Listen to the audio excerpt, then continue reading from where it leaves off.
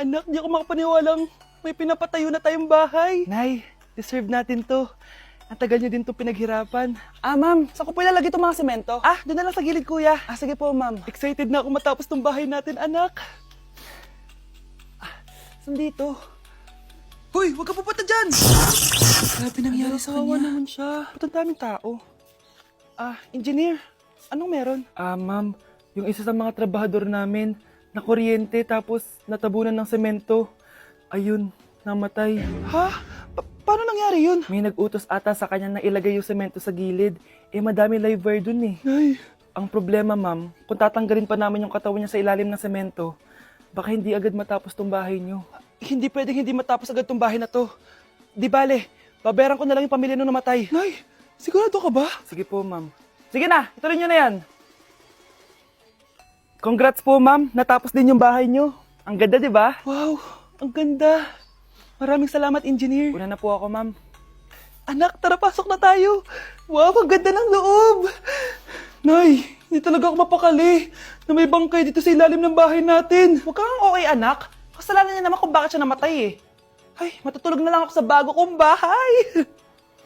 Wow, ang ganda ng kwarto ko. Ano yun? Kasalanan mo kung bakit ako namatay. Nay! Kuya, sundan mo yan. Sige po, ma'am. Sinasabi ko na nga ba may tinatago ka sa akin. Ayan, kuya, huminto ka dito. Magloloko ka na nga lang sa matanda pa. Hoy, bayad mo! Humanda ka talaga sa akin.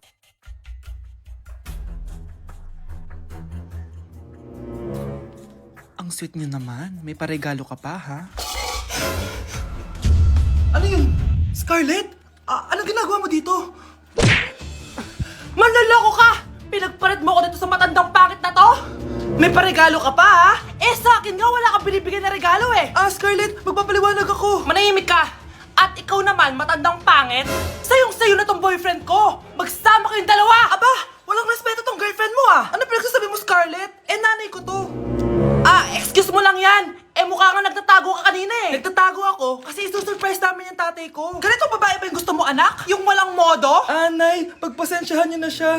Tita, sorry po. Anong sorry? Matandang pangit ako, di ba? Lumayas ka dito, babae ka. Sorry na, tita. Ayaw mo lumayas, ha? Brownie!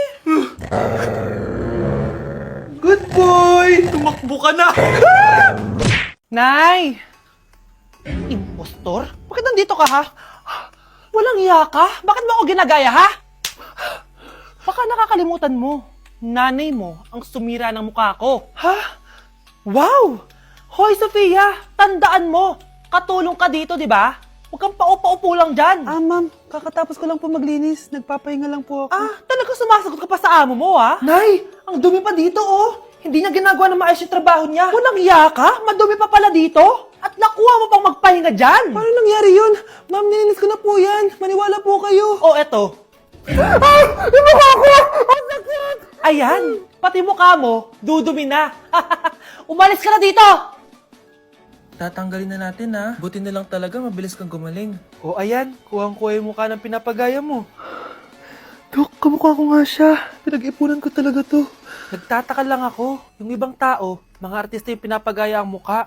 Yung sa'yo parang normal na tao lang yung pinagaya mo. Dok, may kailangan lang akong gawin. Kung ano man yan, mag-ingat ka ha. Ano? Ikaw si Sofia? Napakawalang ya mo din no? Niloko mo pa kami! Mas walang ya kayo, mga hayop! Nay, baka gusto niyo ulit mabuhusan ng asido sa mukha? Asido? Gusto mo lang round 2? Eto, round 2! Sige, ibuhos mo! Naka-live ako, Ipakita nyo kung sino talaga kayo! Ano? Alisin mo yan? Ano? Takot na kayo, no? Tignan ko na lang kung hindi kayo masisira sa mga tao. Hindi kami pwede masira.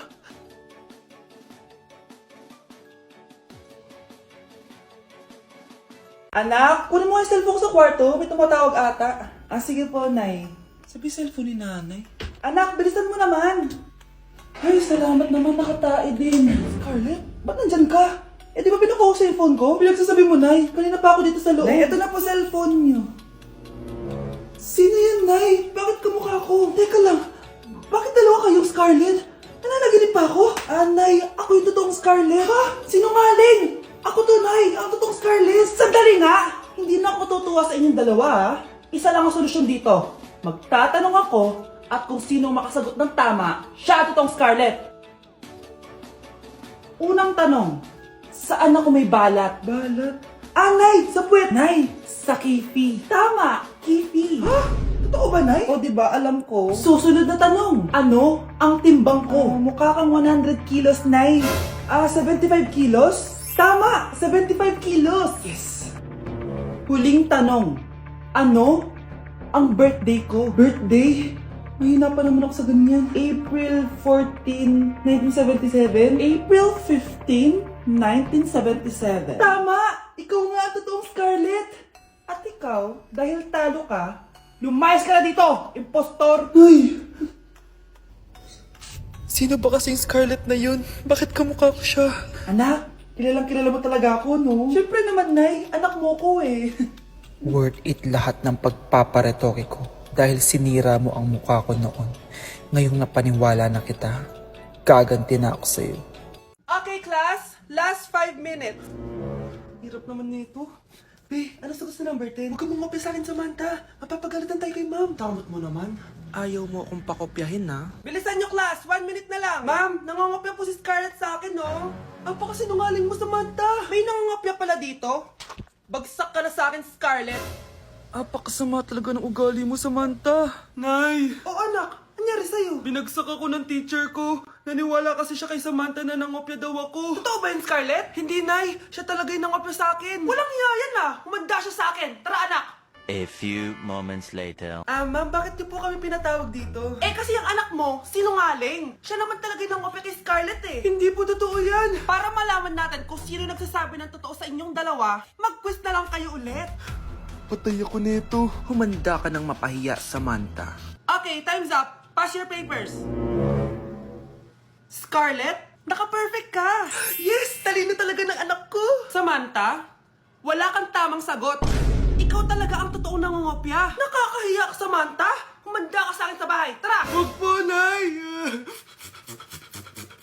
Kapag pinirmahan mo to, akin na lahat ng mga kayamanan mo. Oh, pirmahan mo na.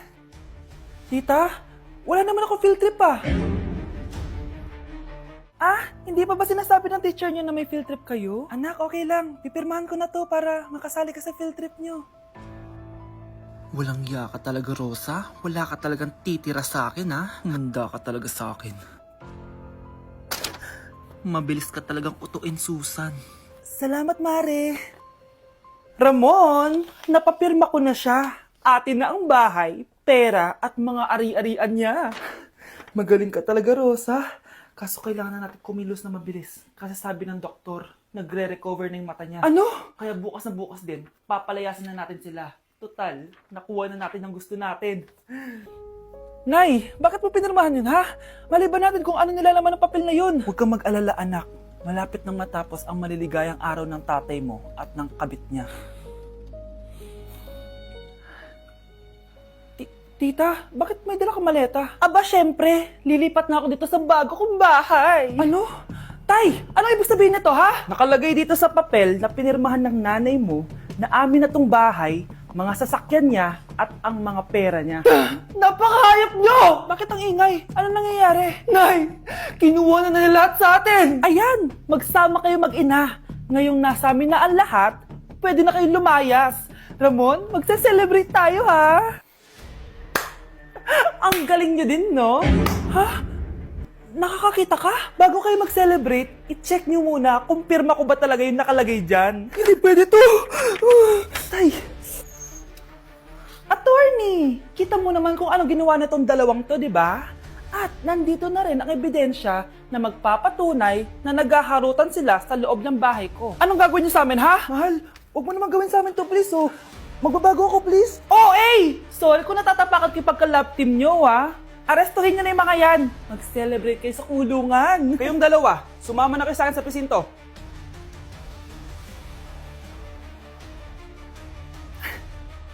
ikinalulungkot ko pero hindi na siya makakita. Masyado nang malala ang damage sa mata niya. Mahal, hindi tayo susuko ha? Gagaling ka. Mahal, huwag ka na magpa-stress. Ginawa naman natin lahat, diba? Mahal, magpahinga ka muna dito ha. Maluto lang ako ng pagkain.